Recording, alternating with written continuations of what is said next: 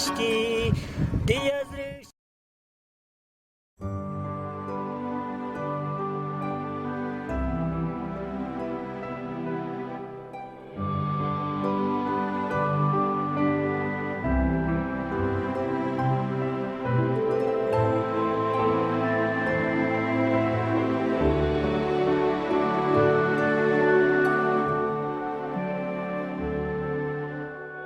这可能也是我们能为他做的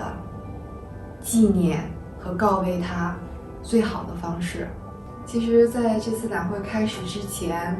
我们可能很多人都已经做好了心理准备，去面对拉齐尼的缺席。2月28号那天，我和今年新当选的，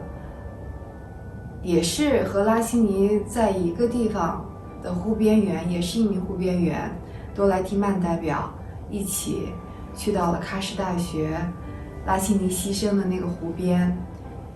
我们每个人都给他献了一束菊花，表达我们对他的思念，也想告诉他，我们就要带着他的心愿去北京了。我们现在能为他做的，就是去实现他还没有完成的心愿。我作为全国人大代表，同样作为一名湖边员，拉齐尼巴伊卡是我学习的榜样。我是2016年当上了湖边员，在这5年间，我们湖边员，各个方面变化都很大，尤其是待遇，湖边员待遇，我们2016年，每人每月300元的补助，一直涨到了现在每人每月2600元的补助。从以前的